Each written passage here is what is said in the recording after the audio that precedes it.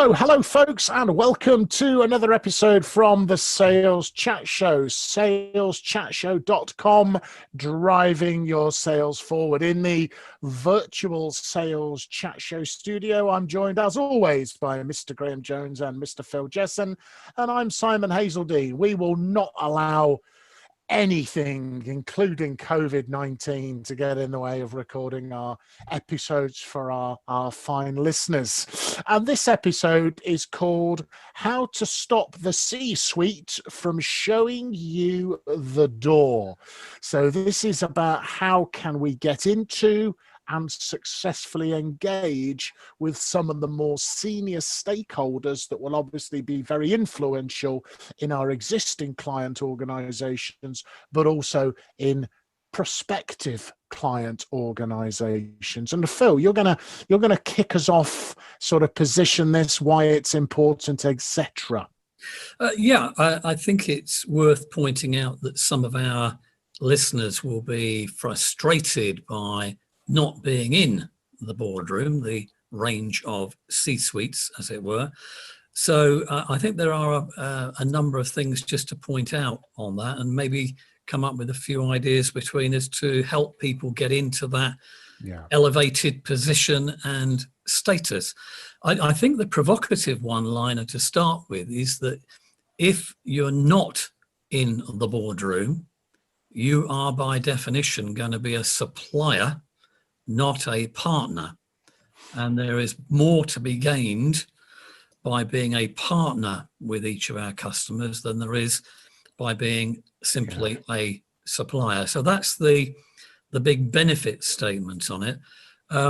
If, as a salesperson, you're not yet known in the boardroom by one designated contact or by a number of contacts, I think there are a number of things that you can do. For example, making contact with the senior people on LinkedIn and developing a relationship with them on LinkedIn long before you need to leverage that. Another thing that we can do on emails, for example, is to copy people in who are at a senior level to the person that we're talking to. My standard line on that, and I use it on many occasions, is that I've copied in Jim as a matter of courtesy. And if you mention I've copied in Jim as a matter of courtesy, how can you possibly be accused of anything other than providing a good service? And I think my last comment is to remember that in this world of selling and getting access to the boardroom, the person who's going to find that easiest is your own chief executive or your own sales and marketing director. The higher up our own organization, the easier it is to penetrate the senior echelons of another organization. And although salespeople and people like ourselves might spend hours and days trying to get access to senior people, very often if a chief executive's PA picks up the phone and talks to the other chief executive's PA, it's as simple as saying, well, my boss needs to see your boss. Let's get something in the diary. Job done in 30 seconds. So those are my three opening lines, really. Use LinkedIn long before you need to leverage it. Copy senior people into routine emails. And remember that your boss is probably the person that can breach that big high wall that has prevented you from getting access. Yeah, I've mentioned sometimes called level selling. I've often said to somebody, if you really need to see that person who's quite senior, can you get your boss or your boss's boss? And quite often salespeople, they look a bit scared of it, actually, Phil. It's just a bit like, my goodness, could I really? And I'm thinking, well, yeah, of course you can, because if you don't ask, you don't ask, you don't get. I just come from a background I worked a long time in an organization where our MD was very heavily involved in senior level contacts. So for me, it just seemed like normal. And I was quite surprised. It's not necessarily always the case. And I think a thought for me is that I think sometimes salespeople have a comfort zone of how senior it's okay for them to work. And they're sometimes a bit scared of CEOs, CIOs, CTOs. These sound like very powerful, hyper intelligent people, where in fact, when you start interacting with them, yes, of course, they're usually very clever, smart, and experienced people, but they are human beings at the end of the day with hopes, fears, problems, challenges. And providing, I think, you approach them and work with them in the right way, there is nothing to be scared of. They'll always be delighted to talk to someone who can help them achieve what they want to achieve inside their organization. So I think, maybe to some of our listeners, just check where you feel comfortable, what's your internal barometer, and then just push yourself to go that little bit higher. Well, just on that point, I think many salespeople, and we've been there, have a fairly standard presentation. Yeah. And one of the things that I think some salespeople are a little bit frightened of is the thought that if they are in the boardroom talking to 3 different directors who are running different departments, somebody from marketing, somebody from HR, somebody from finance, they've now got to use 3 different languages if they are going to connect with those people. It's no longer the standard stuff. It's highly tailored, and it may well go into areas that as salespeople they're not particularly familiar with. But go there, learn from it. Yeah, I'm not sure I would always consider having a presentation for that first C-level meeting either. I think I personally would not necessarily jump to that as my first angle of, I might have it ready in case they was to say, so tell me something about your organization, but which we can kind of come on to in a moment or two, have some sort of story to tell them rather than necessarily, trot out the same old standard PowerPoint slides or that sort of thing. So let me tell you all about our company. No, don't. Not at a C-level meeting. Not until you're invited to do so. I don't think is a thought. I think I was going to say, for our listeners in the UK, I would just say, if you want to see the value of a PowerPoint presentation, just think of all those Downing Street press conferences we've had over the last few months, where they've bored us to death with PowerPoint slides that are meaningless in many instances. So I wouldn't go straight to PowerPoint. But I think one important thing here is that when you speak to salespeople, when I've spoken to them, they often say things like, oh, the chief executive just doesn't understand my job, or the chief marketing officer just doesn't understand what it's like being a salesperson. And actually, I think that's important the other way around. If you want to not be shown the door by people in the C-suite, you need to understand their job. You need to understand these people better, because as a salesperson, you probably moan that the senior people in your own organization don't understand you and your job. And you probably all moan about that down the pub and everything else. And equally, those C-suite executives that salespeople might be wanting to get to, I bet they all moan when they're down the pub that those salespeople just don't understand them. So understanding who your audience is, I think, is fundamental here. One of my colleagues in America told me a lovely story. He was working for quite a large organization, and it transpired that the CEO of the customer he was going to see was actually very interested in working with them. But my colleague was in front of them and started the meeting in his typical manner. And the CEO sort of put his hand up and he said, Bill, based on what you understand about our organization, where do you think we should be focusing?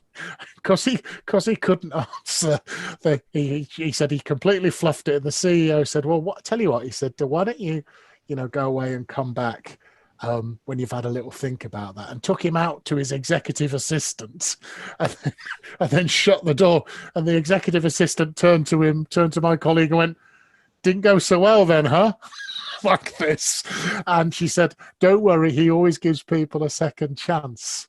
And so when he came back the next time, he could answer the question, and then they ended up doing business They ended Yeah. up doing business together. But it It's was a cautionary tale of, oh, excellent. Now let me tell you about my company. No. It's a bit like Simon Cowell on X Factor and Britain's Got Talent and those kind of programs where somebody's doing an audition and he puts his hand up and says, stop, and then says, have you got a second song?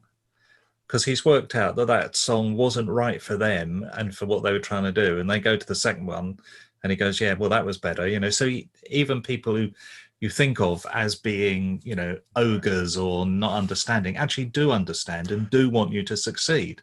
Yeah. Because people like Simon Cowell only make their money because of the acts that he signs up are successful. So he wants them to be successful. He doesn't want to be critical and so on. He wants to find how they succeed. And exactly the same for C-suite executives. They want their business to succeed and they want you as a salesperson to help them succeed. So actually they're on your side, but you've got to deliver the right thing. And that means you need to understand what they really want. Well, I think if I was to say to our dear listeners, some things you've absolutely got to consider is firstly, what's your goal for having the meeting? Because you only need to go as high as you need to go. We're not necessarily saying the C-suite's always the right place, but what do you want as your outcome from the meeting? I think so. You need to be pretty clear on that, because it's not likely to be a very long meeting unless you get a really good lucky break.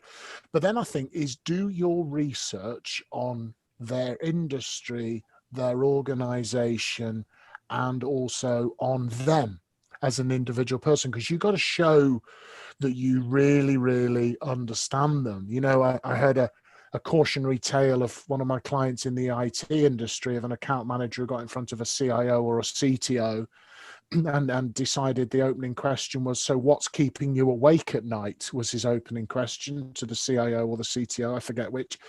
To which the response was, well, why don't you go away and come back when you can tell me what should be keeping me awake at night, and literally threw them out the office. So having that industry knowledge, doing some like sort of PESTLE analysis, political, economic, social, technological, legal, environmental, what's going on in the IT industry, aviation industry, pharmaceutical industry, what's going on with their organization, what's happening, what's their strategy, what are they planning on doing, get hold of the annual report, and also find out what you can about them. So, like Phil's already said, go to the LinkedIn profile, but Google them. Have they been interviewed in trade press? Have they spoken at a conference? Is the video, find out as much as you possibly can about those things, because what that helps you to do is to find something that after the opening pleasantries, you got some sort of a hook. I noticed that. I saw this with regards to your strategy. And you're going to open it up as you would with a normal level customer, further down the organization. But you've got to do something, I think, to really, really set yourself apart. And then I think you've got to give consideration to how you're going to open the meeting, because you've not got long. And we've heard 2 stories of people being thrown out. That's the other. They won't necessarily be polite and sit through it. So thoughts on opening and research and opening meetings with C-level contacts, chaps? I think it's just pointing out that you're making it clear that it's going to be short. Yeah. They haven't got time. Yeah, they see lots and lots of people. They've got lots of work to do. Just tell them, I need 10 minutes of your time. Make it clear from the outset, because the one thing they don't want to do is sit there thinking, how long am I going to be here? Yeah. So just tell them this is 10 minutes or whatever it's going to take. And but I wouldn't do more than 10 minutes, frankly. If they are prepared to give more time, they will tell you. But I would tell them how short the meeting's going to be. Yeah, I mean, that's a great, and I mean, they tend to be quite busy people. And some people say they've got short attention spans. I don't think they have got short attention spans. I think what they have is they have to develop the ability to move between the many different priorities and focus areas they have very swiftly and easily. And I've actually found that they, in my experiences, getting, when I was an employee, trying to get their attention about something, if you got it at the right time, they absolutely lock in 100% and gave you their absolute undivided attention. But if your timing was out, it just wasn't currently sitting on their radar. So I think my my feeling is they're very good at compartmentalizing to cope with the amount of complexity that they have to deal I with. think for me, it's also about this opening 10 minutes that we're talking about. It's about making sure that those questions are tailored to the job of the person that we're talking to. Yeah. So by definition, a sales and marketing director will be worried about his or her customers. An HR director will be worried about their people. A finance director will probably be worried about the numbers. So how you ask those opening questions has to be really tailored to that individual. You can't just sort of ask that one question hoping that it will hook up everybody. And I think one of my other points I'd like to just emphasize is that we should assume that the organization that they've been using up until now, namely a competitor of ours maybe, we should assume that they've been doing a lot of things right, which is probably why they've been retained for the last 3 years. So I think there is a lot of value in that question around the how do you feel about the service that you're getting at the moment, followed by and where do you think it could be improved? Or in numbers, it's if you had to give your current supplier marks out of 10, how many would you give them? And when the other person says, they're doing a good job, I'd give them 8. Then the next question is, so well, what would we need to do to score 10? So we need to recognize that the competitors have probably been doing a reasonable job, and we just need to find out where that small chink in the armor is. I think also is a part of your planning, and you've obviously got a plan to make sure you can ask the questions that Phil's suggesting, but also what new different perspective are you going to bring to the meeting? What are you going to do that is absolutely going to capture their attention? Something they didn't know, hadn't thought about, hadn't considered they were missing out on, the whole concept of just telling them something they didn't know, shaking them up a little bit. And I think that can set you apart from the competition. And certainly, I've been working with clients, recently on helping them produce sort of success solution stories that they tell a new C-level what they've done with another organization. They've got some metrics in there as well, of the benefits that they've brought. But rather than using a PowerPoint, they're working on telling succinct, maybe maximum 2-minute stories. What was the problem? Introduce the customer. What was the problem they faced? What are the challenges they were, doing? In was their solution? What did their solution help the other customer to do? What was the happy ending to the story? What were the outcomes? Because we're back to Robert Cialdini and social proof. A CEO is going to be very influenced by another CEO. A CTO is going to be influenced very much by another CTO. And if it's something they don't know or haven't thought about, you're going to cause them to think. And when you do that, I think you're going to get invited back for meeting number 2, without a shadow of a doubt. And then it'd be ideal, what's the end in mind for your meeting is for them to say, let's get another date in the diary. Or often what happens, let me introduce you to, I'm going to connect you to, and then they'll point you in the direction of someone else in the organization. So I think also just make sure that if you do get directed elsewhere, you still keep the relationship with the C-suite. Keep that connection going. Any other thoughts, guys? Yeah, Phil, fire away. I think in terms of finding out what people have got on their shopping list, I think there is a lot of value in the first minute when we say, apart from the obvious, thank you for seeing me type stuff, but moving on from that bit, I think there's a lot of value in saying, well, one of the things I wanted to cover in this meeting today is X, Y, and Z. What was it that you wanted to cover today? And when that person says, well, that's very interesting, because when we spoke on the phone the other day, you mentioned A and B, and I'd like to develop that. Now you've got the agenda. We know what our X, Y, and Z is, and we know what their A and B is, and we can then prioritize that and decide how much of that can be covered there and then, and how much might need to be covered on another day. But clearly now we know what their agenda is. We're going to run with that at the earliest opportunity. I very painfully remember outlining the agenda that I wished to go through with a senior level person, and they just basically went, okay, and ignored me and just started on their agenda. So, and I remember thinking, oh, you know, all of that planning I'd done on my lovely PowerPoint slide with the agenda was completely and totally ignored. So I think I would endorse your points very strongly, Phil. Yeah, I can remember going on in my previous life a number of joint visits with a very successful salesman in our team, and he was quite assertive, nice with it, but he was quite assertive. But literally 10 seconds in, he would be saying to the other person across the boardroom table, you know, why did you agree to see me? Ooh. As simple as that. Why did you agree to see me?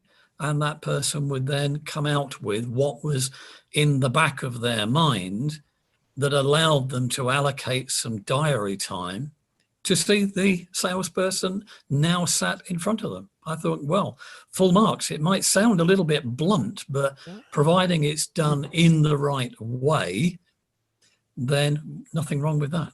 No, I think that I've never heard that before, and I think that sounds, like you say, it's quite a bold approach, but it is in keeping with the let's get down to business pretty quickly kind of approach you need to have when you're in the C-suite offices. So yeah, I like it. Graham, any other thoughts from you? Well, I've just been looking here, and I think this is the 153rd episode in which one of us has said, and I think this time it was you, Simon, has said that you can find out a lot about the people that you are trying to see by going to this thing called Google. And this Google thing appears to be quite useful. So it's amazing, though, how often people don't think of just going to find out basic information on Google about the people they're meeting, the company. You know, I've been with people who've never even looked at the website of the company they're going to visit, and it just astounds me that people don't find out. If you really want to know about someone in the C-suite, because they're in the C-suite, they are going to be all over Google. You can find stuff about them. You can find out lots about them, which will really help you. I think a really powerful thing to look for on Google is them being interviewed in the press or in trade magazines. Trade magazines are particularly powerful. They normally have a senior, don't they? Senior feature kind of thing. And that person talks about strategy and what they're doing in the industry and what's going on. God, if you can't find enough conversation starters in that, then really, I'm not quite sure what to suggest. You know, but no, we have certain themes at the Sales Chat Show that we keep coming back to time and time and time again. And I don't think we need to make any apology for that, folks, because you know, we're just talking about doing the good stuff, doing the right stuff, and getting you in there. And I think I would also, you know, sort of a closing thought. There was in the film Wall Street, where Charlie Sheen, who's playing the character Bud Fox, manages to sort of charm his way into the office of Gordon Gekko, the financier. Is you got to realize that you're kind of sitting on a trapdoor in front of those people in the floor, like what I call the executive trapdoor. And because Gekko says, okay, you had what it took to get in my office. The question is now, have you got what it takes to stay? So they're assessing you in those first few minutes to decide, do you look like the sort of person that I should be having a conversation with at my level, or am I going to drop you through the trapdoor 3 or 4 levels down in the organization? So you've not got long to make a very strong first impression, build on that first impression, get them interested. And if you do, you'll be back in to see them, or you will now have an ally in that organization that you can develop and a point of communication. So any other closing thoughts, chaps?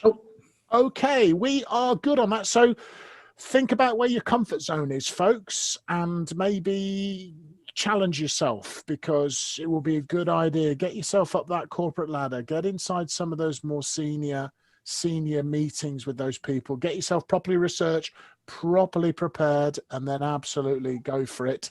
And if you get it right, you definitely won't be shown the door.